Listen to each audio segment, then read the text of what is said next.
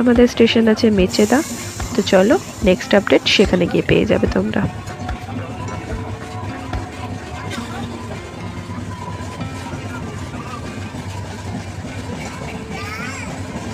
তো আমরা পৌঁছে গেছি মেচেদা। ট্রেন এখানে এসে পৌঁছেছে 7:53-তে। 10 মিনিট লেট আছে ট্রেন আমাদের এখন। তো এখানেও 2 মিনিট হল্ট করে আবার এগিয়ে চলছে আমাদের ট্রেন।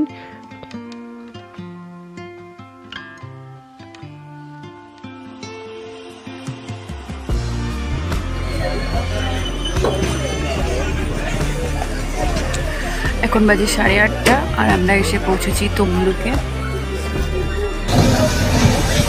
ট্রেন 1 মিনিট হল্ট করবে।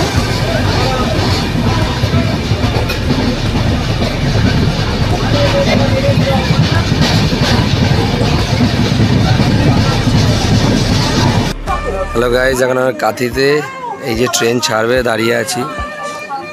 কাঁথি এইসব জানলাতে বসে আছে, হ্যালো করো। এই যে সবাই এখানে যে হ্যালো করো সব বসে আছে, হ্যালো। এই যে কাঁথিতে এসে গেছি আমরা, আর 2টো স্টপেজ। ভিউটা দেখে নাও কাঁথির। এখন আমরা চলে এসেছি রামনগর। 9:46 বাজে। আর একটা স্টপেজ এই রামনগরে ঢুকে গেছে। এই যে রামনগর, এখানে 1 মিনিট স্টে করবে। স্টে ঘুমিয়ে পড়েছে, সব বসে আছে। স্টেশন রামনগর। আবার দীঘা নেমে তোমার সাথে দেখা হবে।